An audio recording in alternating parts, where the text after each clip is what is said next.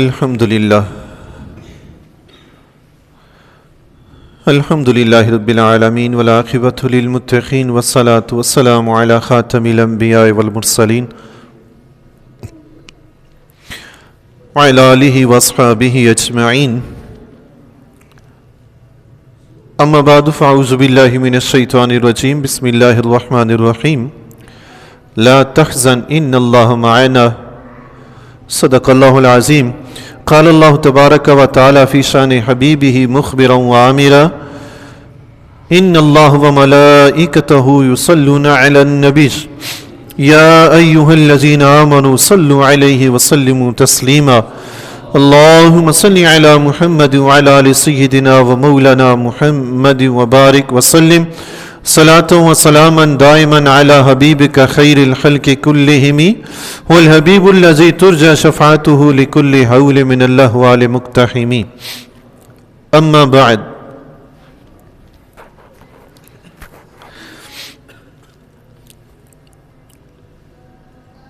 عند ذکر الصالحین تنزل الرحمہ وارد ہے کہ اللہ کے نیک بندوں کا محبوب بندوں کا ذکر کیا جائے ان کو یاد کیا جائے تو اللہ کی رحمت نازل ہوتی ہے سبحان اللہ۔ تو اللہ کا ہم شکر ادا کرتے ہیں کہ اللہ تعالیٰ نے ہمیں اپنے محبوب بندوں کو یاد کرنے کی توفیق بخشی ہے، ان کا ذکر کرنے کی۔ 11ویں شریف کی ہماری جو محفل ہوتی ہے ہر مہینے چاند کی 10 تاریخ کو، اللہ کے فضل و کرم سے آپ جانتے ہی ہیں کہ اس محفل میں ہر محفل میں کسی نہ کسی اللہ کے ولی کا ذکر ہوتا ہے، تو ہر محفل میں ہم اولیاء اللہ کا ذکر کرتے ہیں۔ اچھا، یہ جو ہماری محافل ہوتی ہیں کثرت سے اللہ کے فضل و کرم سے، 11ویں شریف کی محفل بھی ہوتی ہے، اس کے علاوہ مسجد میں درس قرآن بھی ہوتا ہے، درس حدیث بھی ہوتا ہے، پھر روزانہ درس تفسیر بھی ہوتا ہے اللہ کے فضل و کرم سے۔ یہ جو روزانہ علم دین کی باتیں ہوتی ہیں نا، تھوڑی تھوڑی سی ہم سنتے ہیں، یہ ایسے ہی ہیں جیسے پودوں کی آبیاری کی جائے۔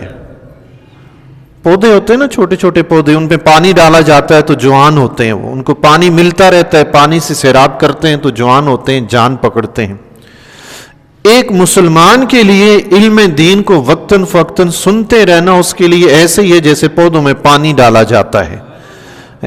وہ پانی پودوں کو زندگی بخشتا ہے، علم دین ہماری اسلامی زندگی کو تازگی بخشتا ہے، سبحان اللہ۔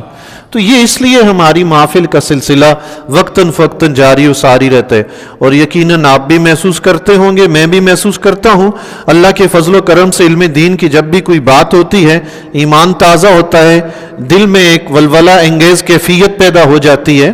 تو یہ تو مسلمان کا شیوا ہے نا جی، مسلمان کی زندگی کا حصہ ہے۔ یہ دین کی بات سنے گا تو اللہ کے فضل و کرم سے اس کی ایمان کو تازگی ملے گی، اس کی اسلامی زندگی کو تازگی ملے گی، حیات نو ملے گی، ہیں سبحان اللہ۔ آج ہم جن بزرگ ہستی کا ذکر کریں گے وہ عارف باللہ حضرت سہل بن عبداللہ تستری رحمۃ اللہ تعالی علیہ کی ذات گرامی ہے۔ بہت بڑے اللہ کے ولی گزرے ہیں، اولیاء اللہ میں آپ کا بڑا نام ہے۔ حضرت ذوالنون مصری رحمۃ اللہ تعالی علیہ کے مریدین میں آپ کا شمار ہوتا ہے۔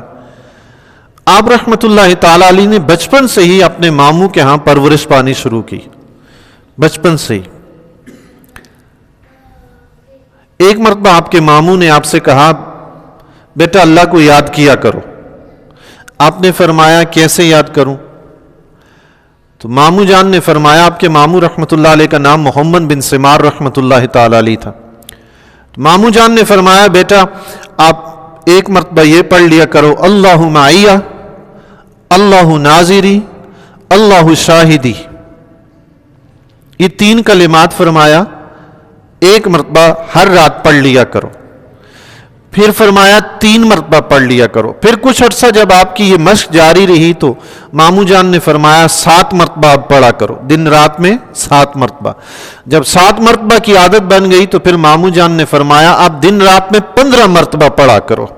تو آپ 15 مرتبہ بچپن سے آپ کا معمول رہا، آپ یہ وظیفہ پڑھا کرتے تھے، اللہ معی، اللہ میرے ساتھ ہے، اللہ میرے ساتھ ہے، اللہ ناظری، اللہ مجھے دیکھ رہا ہے، اللہ شاہدی، اللہ میرے اعمال کا گواہ ہے. سبحان اللہ. یہ 3 کلمے، 3 کلمات، 3 جملے آپ یاد رکھیے جی. پہلا جملہ جو ہے، پہلا کلمہ اللہ معی، اللہ میرے ساتھ ہے. آپ کے ماموں رحمت اللہ تعالی علیہ نے آپ کی تربیت ایسی کی کہ آپ کو ہر وقت اللہ کا ہی خیال رہے، ہر وقت آپ اللہ کی ہی یاد میں مصروف رہیں. آپ کو احساس ہو ہر وقت کہ میرا رب میرے ساتھ ہے، مجھے دیکھ رہا ہے. اللہ اکبر. اکیلا شخص جنگل سے، بیابان سے، ویرانے سے گزر رہا ہو، اچانک اسے شیر نظر آ جائے تو کیا حالت ہوگی؟ بتائیں جی، کیا حالت ہوگی؟ ہو سکتا ہے شیر کے مارنے سے پہلے ہی خوفزدہ ہو کر خود ہی موت کے گھاٹ اتر جائے، خود ہی مر جائے، خوف سے مر جائے. لیکن وہی شخص ہے، وہی بیابان، وہی صحرا، وہی جنگل ہے، اس کے ساتھ ایک لشکر جرار ہے، اسلحہ سے لیس ہے. سامنے شیر آ گیا، اب کیا کرے گا؟ مرے گا؟ خوفزدہ ہوگا؟ نہیں. اب اس کو یہ احساس ہے میرے ساتھ ایک لشکر ہے، میرے ساتھ ایک لشکر ہے، ہم اس کو مار ڈالیں گے. یہ جو ساتھ ہونے کا احساس ہے نا، اس نے وہ خوف ختم کر دیا. تو اگر بندے کے اندر یہ احساس پیدا ہو جائے کہ میرا رب میرے ساتھ ہے، پھر وہ کس سے خوف زدہ ہوگا؟ جی. تو آپ کے ماموں نے بچپن سے ہی آپ کو یہ احساس پیدا کر دیا کہ بیٹا ہر وقت یہ احساس رہے اللہ معی، اللہ میرے ساتھ ہے. جب رب میرے ساتھ ہے تو نہ تو دشمن کوئی بگاڑ سکتا ہے کچھ، نہ شیطان کچھ بگاڑ سکتا ہے، نہ کوئی اور کچھ بگاڑ سکتا ہے. اللہ معی، اللہ میرے ساتھ ہے. سبحان اللہ. حضور علیہ الصلوۃ والسلام سے بڑھ کر یہ احساس کس کو ہوگا کہ اللہ میرے ساتھ ہے؟ حضرت صدیق اکبر رضی اللہ تعالیٰ عنہ غار ثور میں آپ کے ساتھ موجود ہیں. اچانک قریش مکہ غار کے دہانے پہ پہنچ گئے. صدیق اکبر رضی اللہ تعالیٰ نے عرض کی یا رسول اللہ اب کیا ہوگا؟ آقا علیہ الصلوۃ والسلام نے فرمایا لا تحزن ان اللہ معنا. صدیق ڈریے نہیں، اللہ ہمارے ساتھ ہے. سبحان اللہ. اللہ ہمارے ساتھ ہے. آقا علیہ الصلوۃ والسلام ایک درخت کے نیچے آرام فرما رہے ہیں، تنہا ہیں. اچانک ایک کافر آتا ہے، آپ علیہ الصلوۃ والسلام کو جگاتا ہے، تلوار لہرا کر کہتا ہے اے محمد اب تمہیں مجھ سے کون بچائے گا؟ آقا علیہ الصلوۃ والسلام سے بڑھ کر یہ کون جانتا ہے کہ اللہ ہر وقت میرے ساتھ ہے؟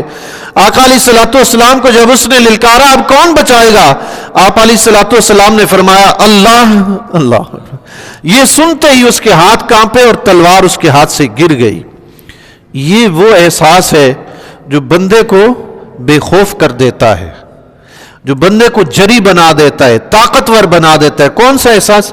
اللہ معی، اللہ میرے ساتھ ہے. دوسرا جملہ تھا اللہ ناظری، تیسرا تھا اللہ شاہدی. یہ دونوں ملتے جلتے ہیں، میں ایک کی تھوڑی سی گفتگو کر دیتا ہوں. محنت مزدوری آپ بھی کرتے ہیں، آفس میں کام کاج، جاب، فیکٹریوں میں آپ حضرات بھی کرتے ہوں گے. دیگر بھی ہمارے کئی مسلمان بہن بھائی ہیں جو فیکٹریوں میں جاب کرتے ہیں، کام کاج کرتے ہیں. میں بھی کرتا رہا ہوں. آپ دیکھیں گے کہ فیکٹریوں میں، کمپنیوں میں مینیجر، سپروائزر، کوئی نہ کوئی ایک بندہ ایسا ہوتا ہے جو ورکر حضرات کی نگرانی کر رہا ہوتا ہے، انہیں دیکھ رہا ہوتا ہے کون کام کر رہا ہے، کون نہیں کر رہا. اگر وہ سپروائزر ہمارے سامنے ہو، وہ نگران ہمارے سامنے ہو، تو کام کرنے والے اپنے کام میں چاق و چوبند رہتے ہیں، چست رہتے ہیں، بڑی دیانتداری سے کام کرنے کی کوشش کرتے ہیں. لیکن وہ نگران اگر ہٹ جائے تو بندہ سست پڑ جاتا ہے.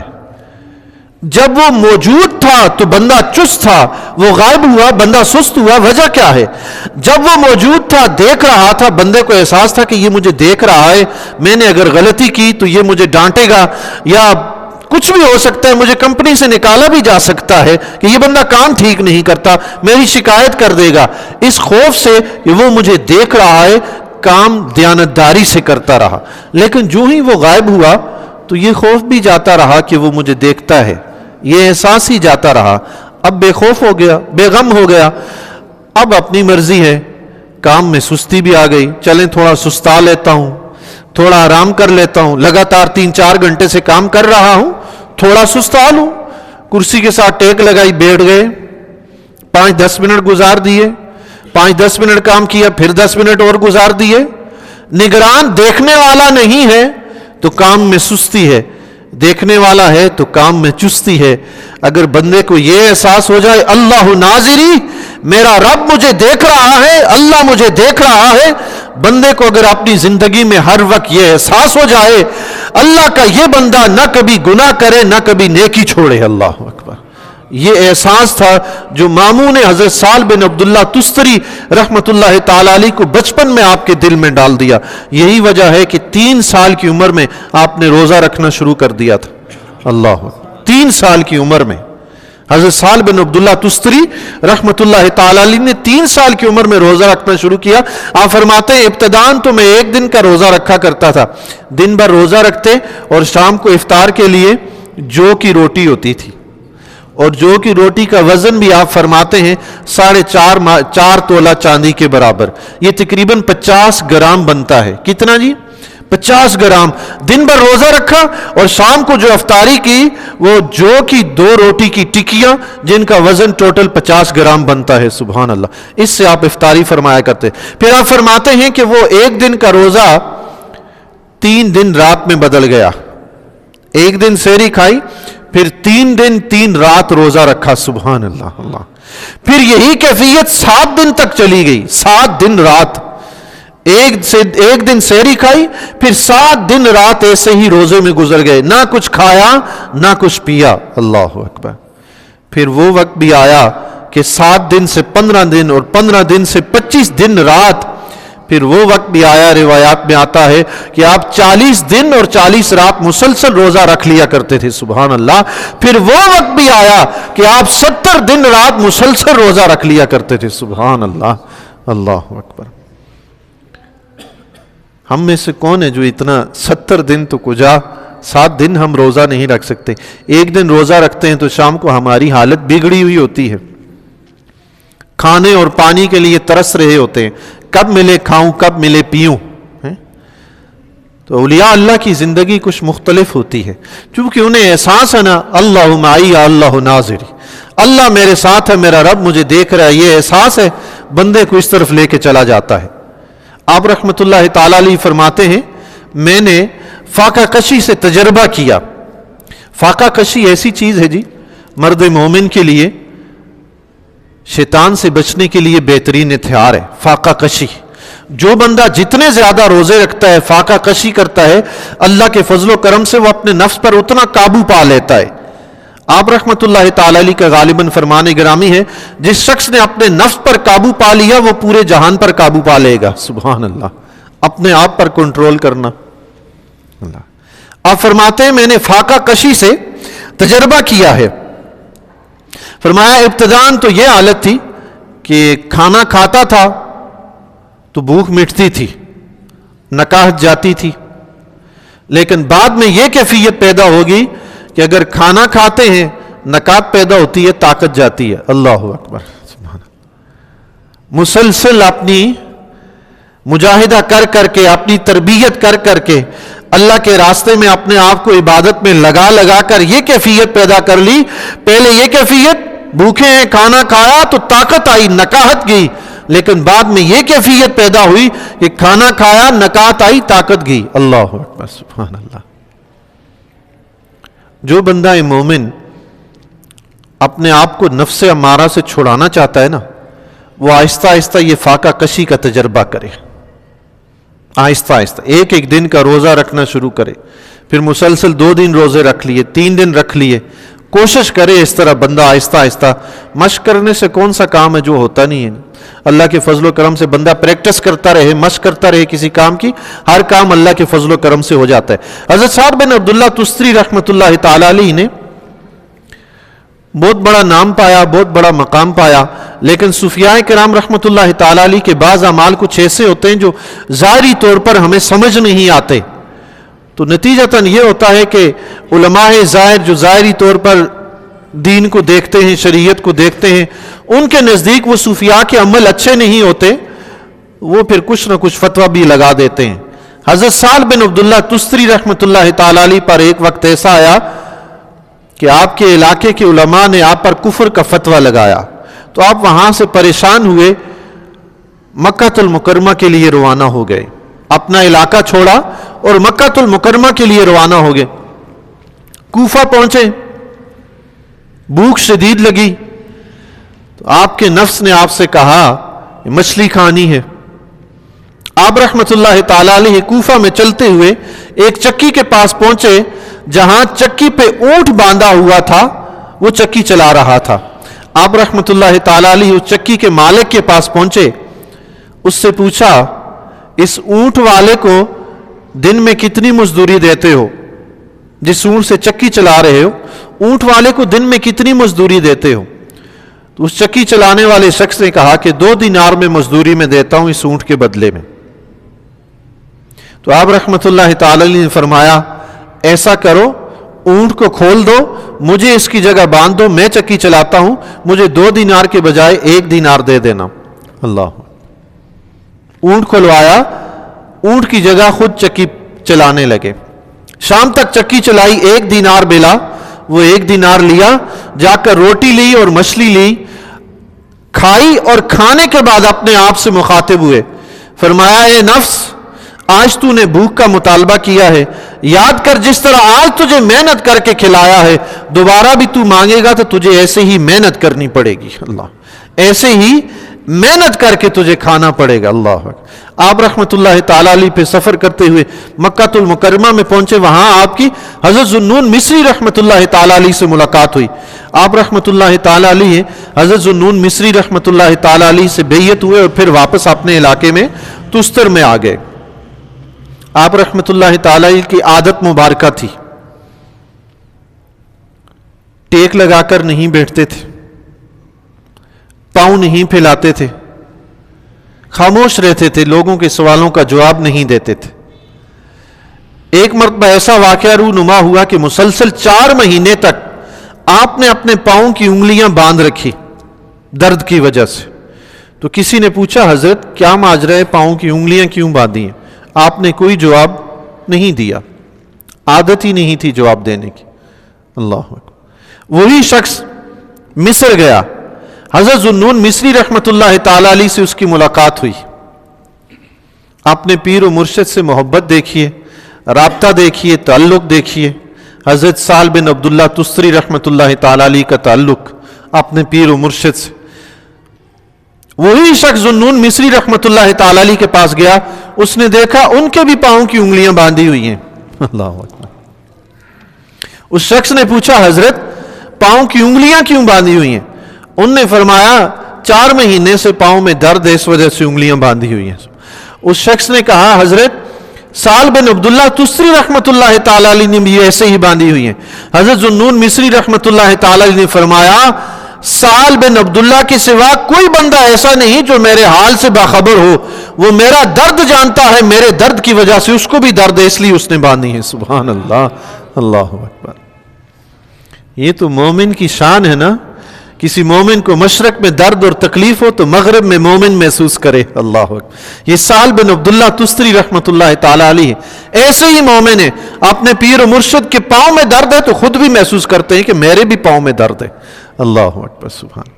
پھر آپ رحمت اللہ تعالی علیہ ایک دن اچانک دیوار کے ساتھ ٹیک لگا کر بیٹھے، پاؤں بھی پھیلا لیے اور لوگوں سے کہا پوچھو کیا پوچھتے ہو؟ سبحان اللہ۔ لوگوں سے کہا پوچھو کیا پوچھنا ہے؟ تو کسی نے عرض کی حضور اس طرح تو اس سے پہلے آپ نے کبھی نہیں کیا، یہ آج ٹیک بھی لگائی، دیوار سے پش لگا لی ہے، پاؤں بھی پھیلا دیے ہیں، کیا ماجرا ہے؟ سبحان اللہ، اللہ۔ حضرت سہل بن عبداللہ تستری رحمت اللہ تعالی علیہ نے فرمایا اس سے پہلے میرے استاد محترم حیات تھے، میں ان کے ادب میں نہ ٹیک لگاتا تھا نہ پاؤں پھیلاتا تھا۔ اللہ اکبر۔ آج ان کا وصال ہو گیا ہے۔ اللہ، اپنے علاقے میں بیٹھے ہوئے تستر میں، اور فرماتے ہیں آج میرے استاد کا وصال ہو گیا۔ لوگوں نے وہ وقت اور تاریخ نوٹ کر لیا، بعد میں پتہ چلا کہ اسی وقت حضرت ذوالنون مصری رحمت اللہ تعالی علیہ کا وصال ہو گیا تھا۔ اللہ اکبر، سبحان۔ کیسا تعلق تھا اپنے پیر و مرشد سے۔ ایک مرتبہ امر لیس کسی علاقے کا کوئی گورنر تھا یا وزیر تھا، بیمار ہو گیا. اس وقت کے جو حکیم تھے انہوں نے بڑی کوشش کی کہ یہ صحت یاب ہو جائے, اس کی بیماری ختم ہو جائے, مگر وہ صحت یاب نہ ہوا. حکیموں نے اسے جواب دے دیا کہ بھئی اب یہ آپ کی بیماری کا علاج نہیں ہو سکتا, ہمارے پاس نہیں ہے اس کا علاج. مجبور ہو گیا بیچارہ. اس نے حضرت سہل بن عبداللہ تستری رحمۃ اللہ تعالی علیہ کو پیغام بھیج کر بلایا اپنے پاس.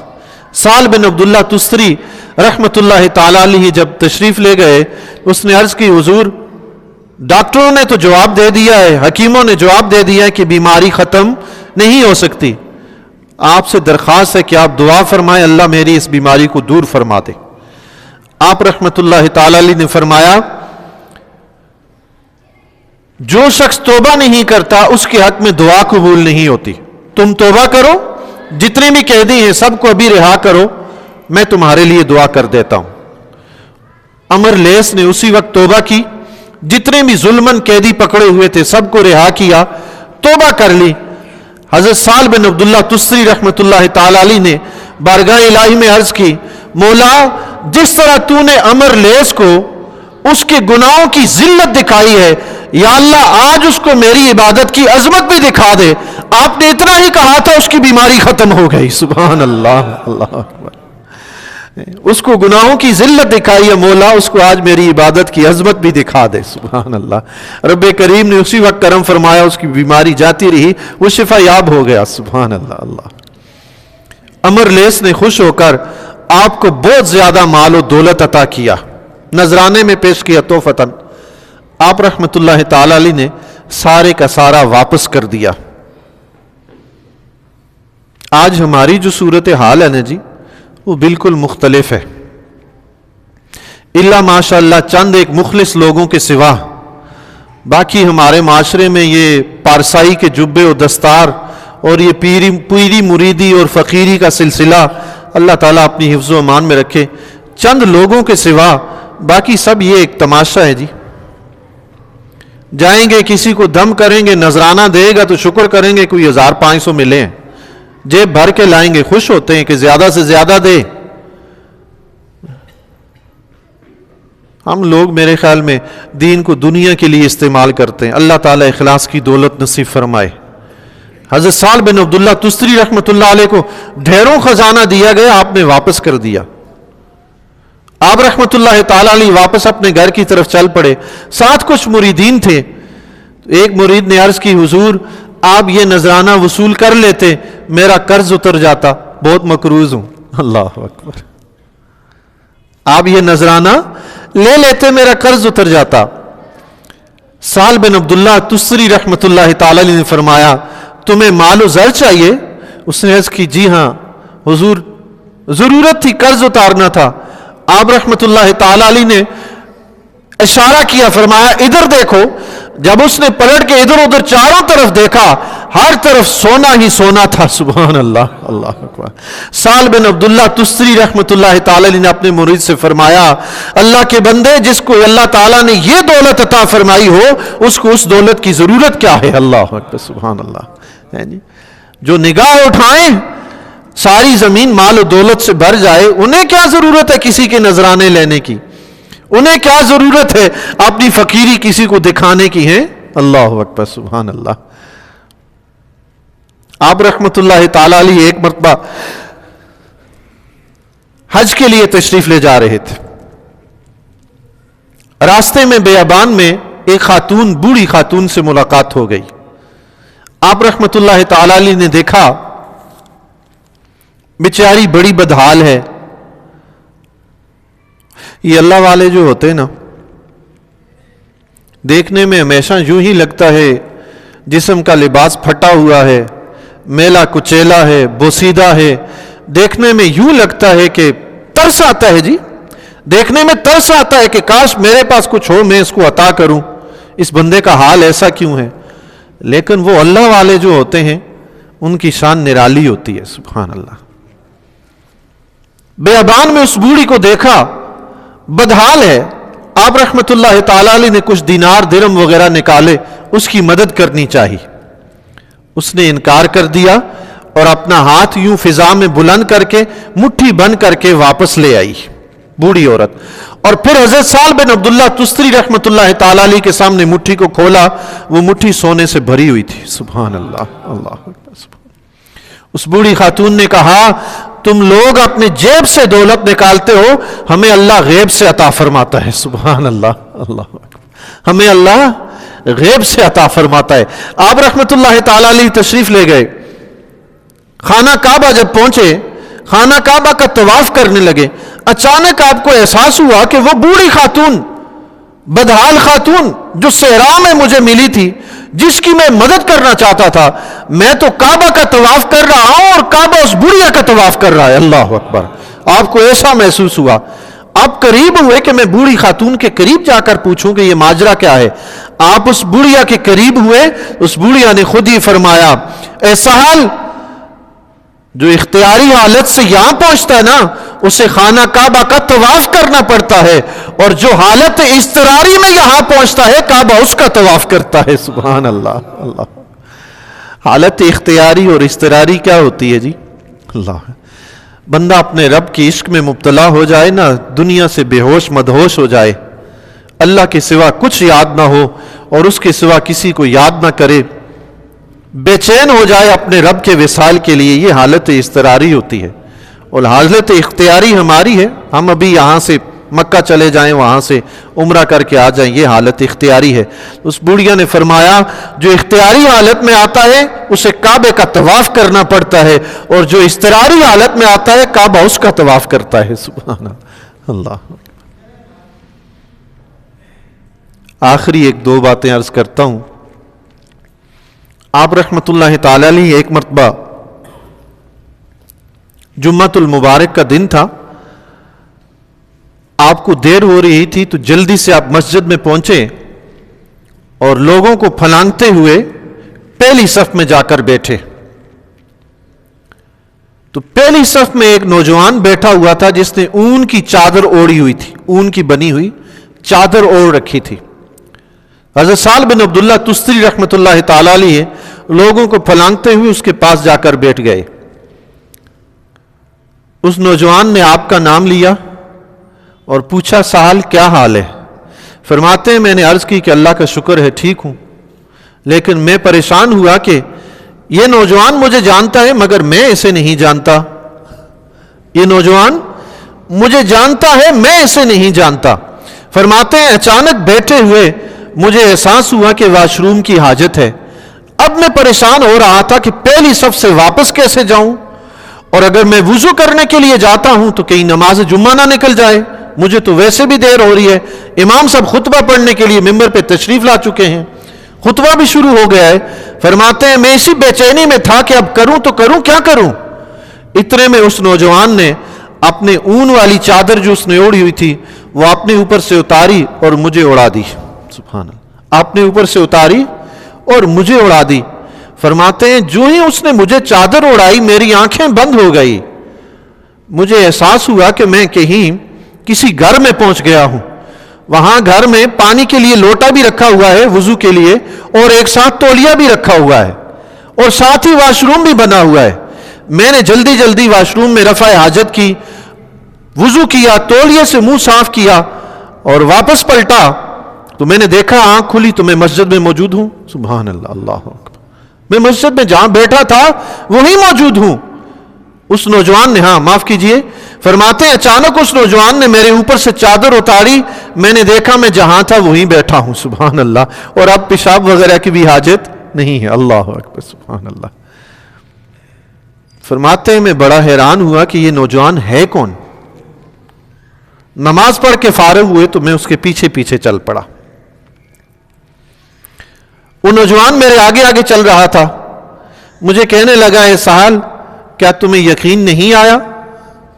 मैंने अर्ज की, हैरत में हूं हुजूर, ये माजरा क्या है? फरमाने लगे, आओ मेरे साथ चलो। फरमाते हैं, मैं साथ साथ गया। वही मकान है, वही घर जिसमें मैंने वुजू किया था, वही पानी का लोटा रखा हुआ है, वही तौलिया रखा हुआ है। नौजवान उस घर में गया, मैं भी उसके साथ दाखिल हो गया। अल्लाह अकबर। मैं बड़ा हैरान था कि ये माजरा क्या है। मैंने अर्ज की, हुजूर ये माजरा क्या है? اس نوجوان نے نہ نام بتایا نہ کوئی اور تعارف کروایا، نوجوان نے صرف اتنا ہی کہا، اے سال جو اللہ کے سامنے جھک جاتا ہے، جو اللہ کی اطاعت میں لگ جاتا ہے، کائنات کی ہر چیز اس کے سامنے جھک جاتی ہے، اس کی اطاعت میں لگ جاتی ہے۔ سبحان اللہ، اتنا کہا اور وہ غائب ہو گئے۔ اللہ فرماتے ہیں میں اس کے بعد ان کے جدا ہونے پہ بڑا مجھے افسوس ہوا، میں پچھتاتا رہا کہ میرے مولا وہ گئے کہاں کہ دوبارہ ملاقات ہو۔ اللہ اللہ، اللہ والے ملیں، خدا کرے پھر ان سے جان نہ چھوٹے ہیں، ملیں تو بس پھر ملے رہیں۔ اللہ اکبر، سبحان اللہ۔ ایک شخص کے بارے میں آپ رحمۃ اللہ تعالی علیہ نے ایک مرتبہ اپنی محفل میں فرمایا یہ شخص آل باطن میں سے ہے۔ بعد میں آپ رحمۃ اللہ تعالی علیہ کا وصال ہو گیا، آپ کے مریدین میں سے کسی نے دیکھا وہی شخص جس کے بارے میں آپ نے فرمایا تھا کہ یہ آل باطن میں سے ہے، آپ کی قبر پہ آیا ہوا ہے۔ تو اس مرید نے اس شخص سے پوچھا کہ حضرت سال بن عبداللہ تستری رحمۃ اللہ تعالی علیہ تو آپ کے بارے میں کہتے تھے کہ آپ آل باطن سے ہیں، اس نے کہا تمہیں شک ہے کیا کوئی؟ تو اس قبر پہ آئے ہوئے شخص نے حضرت سال بن عبداللہ تستری رحمۃ اللہ تعالی علیہ سے مخاطب ہو کے عرض کیا، اے سال آپ ہی کچھ بتا دیجئے۔ اللہ اکبر، سبحان اللہ، آپ ہی کچھ بتا دیجئے۔ اندر سے قبر سے آواز آئی حضرت سعد بن عبداللہ تستری رحمۃ اللہ تعالی علیہ کی، فرمایا لا الہ الا اللہ، اللہ کی سوا کوئی معبود نہیں، وحدہ لا شریک لہ، وہ اکیلا ہے اور تنہا ہے، اس کا کوئی شریک نہیں ہے۔ پھر اس قبر پہ کھڑے اس شخص نے پوچھا، حضرت جو شخص یہ پڑھتا ہے کیا اس کی قبر منور ہو جاتی ہے؟ اندر سے آواز آئی، ہاں اس کی قبر منور ہو جاتی ہے، میری بھی منور ہو گئی۔ سبحان اللہ، اللہ اکبر۔ آپ نے فرمایا تھا یہ آل باطن میں سے، اس نے کرامت دکھا دی کہ آل باطن میں سے ہیں۔ اللہ حضرت سال بن عبداللہ تستری رحمۃ اللہ تعالی علیہ کے بہت سے ارشادات گرامی ہیں، ان میں سے میں ایک آپ کے سامنے پیش کرتا ہوں، امید ہے مجھے آپ اسے اپنی زندگی کا سرمایہ بنائیں گے، اسے اپنی زندگی کی پونجی سمجھیں گے، اس سے زیادہ آخرت حاصل کریں گے انشاءاللہ۔ ایک ہی قول مبارک ہے لیکن لاجواب ہے، لاجواب۔ آپ رحمت اللہ تعالی علیہ کا فرمان گرامی ہے، آپ نے فرمایا دن بھر گناہوں سے بچنا، دن بھر گناہوں سے بچنا ساری رات عبادت کرنے سے بہتر ہے۔ اللہ اکبر، سبحان اللہ۔ سارا دن گناہوں سے بچنا ساری رات عبادت کرنے سے بہتر ہے۔ رب کریم سے دعا ہے اپنے اسی پیارے بندے کے طفیل جن کا یہ ارشاد گرامی ہے ہمیں دن بھر گناہوں سے بچنے کی توفیق عطا فرمائے۔ وآخر دعوانا ان الحمد للہ رب العالمین۔